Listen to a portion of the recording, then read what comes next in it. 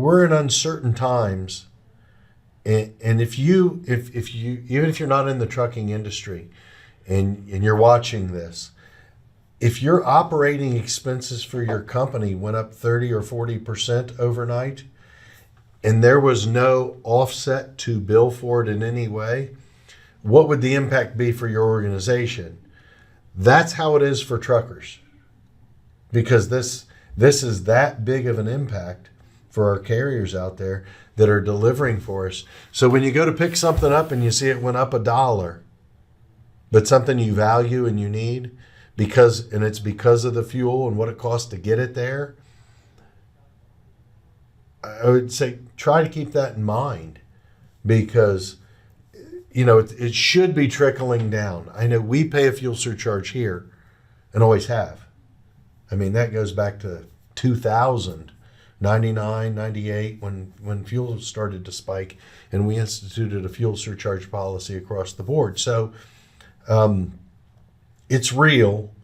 And from what you're saying, Dan, is you'd at this point in time, to close this conversation up, you don't see a huge uptick in the economy overall growth-wise, because we're still at that in-between phase, and now you add the war scenario, that it's likely going to be status quo.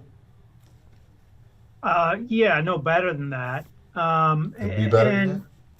No better than that. But give just a second of perspective here. So we're sitting back looking at a crisis in energy prices, right? And we're looking at a labor market that is barely growing, and probably no more interest rate relief, perhaps no more interest rate relief from the Federal Reserve. Well, that all sounds pretty bad, right? Well, it's not.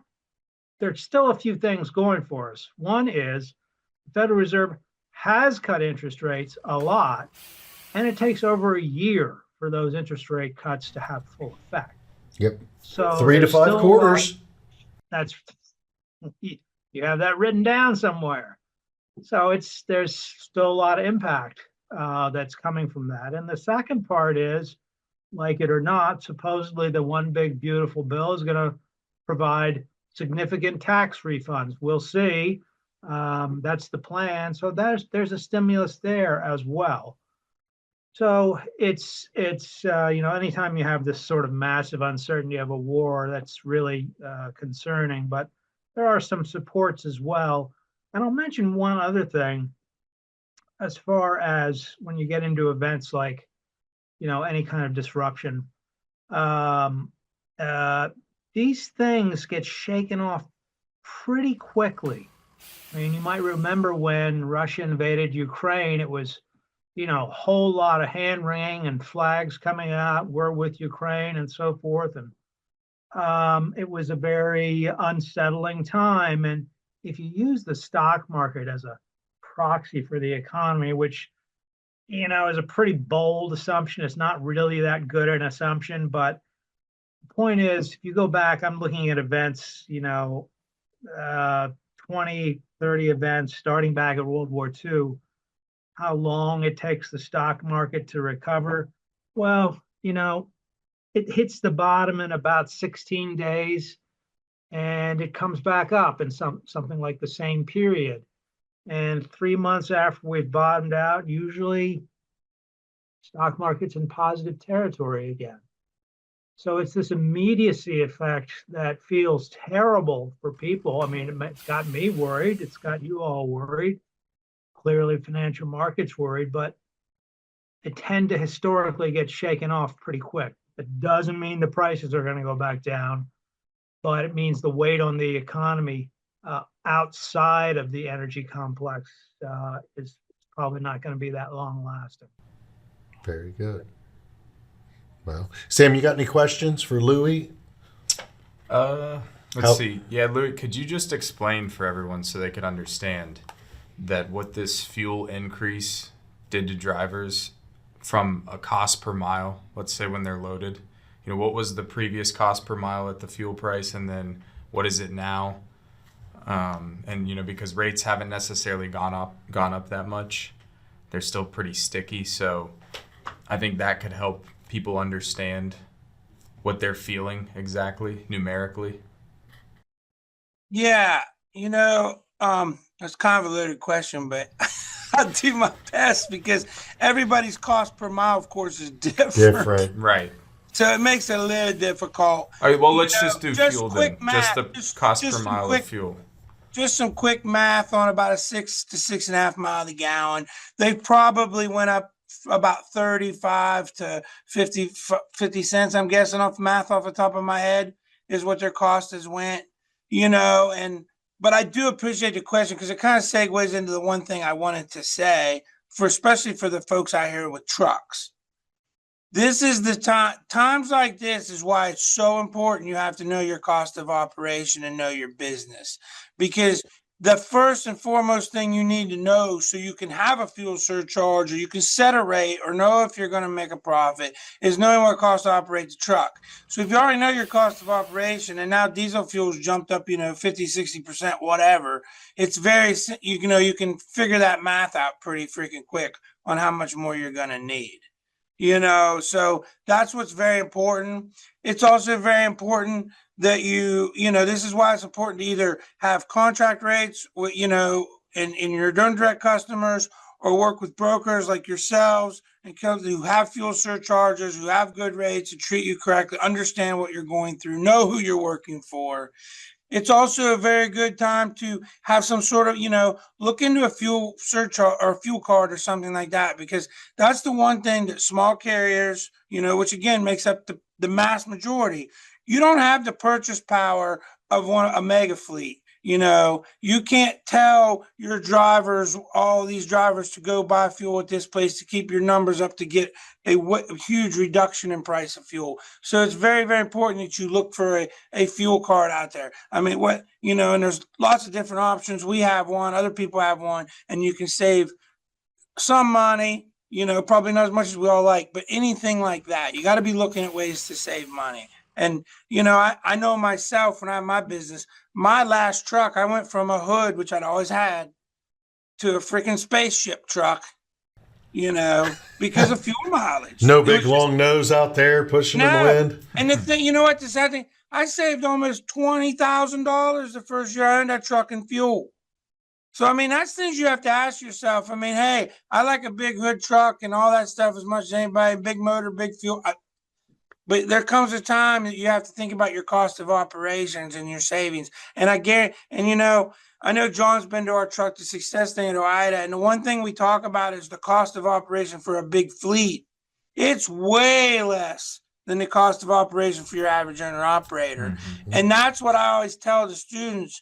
You need to be figuring out how to get your cost of operation closer to theirs, because those are the people that set the barometer in the freight market, whether we like it or not. The big guys. So you've got to figure out how to get your costs. So it's so important in times like these to know these things. But yeah, you're probably looking at least 35 to 50 cents more a mile, which is crazy, And the other final thing, we know we've been in this recession, but since COVID, we've had so much inflation in the trucking industry with the price of trucks doubling, insurance, fraud, repairs. tires. The shop that I used to use was $80 an hour. I think when I parked my truck, $85 an hour in 2017. They're like $150. I was at the Western Star Garage here in Kansas City not long ago. $234 an hour to work on your truck. Oil price, all these things have went up. And rates right now, last I saw, rates weren't any better than they were in 2017. When I parked my truck, and everything costs half as much. Yeah. So it's going to be tough. Good operators will get through. You're right. We're going to get more of a reduction in capacity. Reduction in capacity always helps turn things around. We saw that in 08 and 09. We had that huge, that was probably the last thing that was close to this. And we saw as soon as capacity got reduced down, then you could name your rate. And I don't know that the economy was moving that much stronger. There just wasn't that many trucks. So yeah, I think that's what we're going into. I would agree with you 100%, Louis, and you brought up a lot of good points that we're all watching. There's two ways rates go up in the trucking industry: a reduction in capacity or an increase in demand. It doesn't seem like the demand is going to be up at a level that moves the needle enough till we get at least see where we are in the second half of the year. I wouldn't rule it out. Second half of the year could be very strong, but today it's been so long since we saw a capacity-driven market. I mean, realistically, when was the last lack of capacity driving the rates up rather than a demand? We're talking about. That was it. But there was enough money thrown at it. There was demand, so that doesn't count. So from my perspective, you can cut out COVID at 2019 at the end of 19 and stop it at 22 and throw it away because it's bad data. There was demand during COVID, and people weren't worried necessarily about every nickel. They were worried about supplying, and there was enough revenue moving to allow it. Now we don't have the revenue push. To Dan's point, Dan's confirmed what we all know. We don't see a demand push. So how is it that rates are going to get increased? Well, it's going to be a reduction in capacity again. We just don't have another way. Louis, what's the number? 9 out of 10 people enter the trucking industry and aren't successful? Well, what our foundation does is that, usually, by year, in the first year, 35 to 50% are gone. And I think after 5 years, I think it's around 70% are gone. We kind of keep track of the numbers around here because we get authority for folks, and we try to keep track on the next year to see how many are around. Now, I'm proud to say our numbers look better. But the reason our numbers look better is because when people call in to OOIDA to get their authority, our staff asks them questions. And if they aren't ready, they don't really know the industry like they should, they're not financially stable, we won't do it. And we just tell them, we're honest. This is the thing. We can't do it in good faith because we don't want people to fail. We want people to succeed. But we also understand this isn't for everybody. So we don't. But unfortunately, there's plenty of unscrupulous permitting services and folks out there that are more than happy to take their money and get them their authority. But so our numbers are probably about 20 to 25%, I'm guessing off the top of my head, who go out in the first year. And some of them, they don't really, they find out having earned authority is for them, so they just leased back to somebody or something like shadow that. capacity is what we refer to that as. Exactly. So they're still out there. So it's not like they just truly go out of business. But on the other side, the other numbers I talked about, that's truly out of business and gone. Thank you for joining today. Dan, is there anything else you want to leave us with? I think we've covered a lot of ground there. It's like all these other crisis times. We're going to get through it. It feels awful as we're getting through it, but I'm very confident that we'll make it through and come out to another day. Well, I want to make sure both of you know how much we appreciate you being on Stay in Your Lane, and I appreciate you both as individuals. Until next time, to all of our viewers, stay in your lane. Have a great day.